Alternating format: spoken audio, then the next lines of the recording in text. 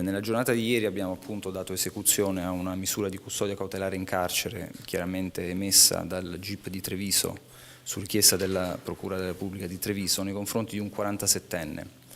E lo stesso è ritenuto responsabile, almeno sulla base degli elementi indiziari fin qui raccolti, di aver trasportato in luogo pubblico e collocato nei pressi dell'Istituto Marcantonio Flaminio di Vittorio Veneto nella notte tra il 2 e il 3 giugno scorsi un ordigno esplosivo che ha provocato appunto gravi danneggiamenti alla struttura. Sarebbe di un 47enne di Carpesica di Vittorio Veneto la mano che ha innescato l'esplosione in pieno centro a Vittorio Veneto.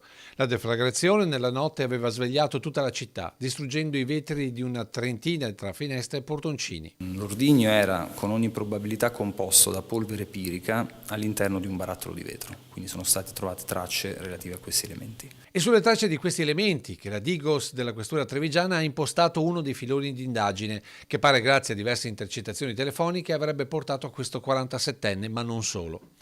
Infatti il materiale ritenuto interessante dagli investigatori sarebbe stato rinvenuto in un capannone di proprietà di un 40enne che avrebbe aiutato il 47enne nell'attentato alla scuola. Sostanze comuni, se prese singolarmente ma che utilizzate assieme possono avere capacità detonante. Sempre nell'ambito delle indagini che hanno portato all'arresto del presunto esecutore materiale e alla denuncia del complice, la Digos ha proceduto anche al controllo e alla perquisizione dell'abitazione di un 24enne, sempre vittoriese, che però avrebbe dato esito negativo.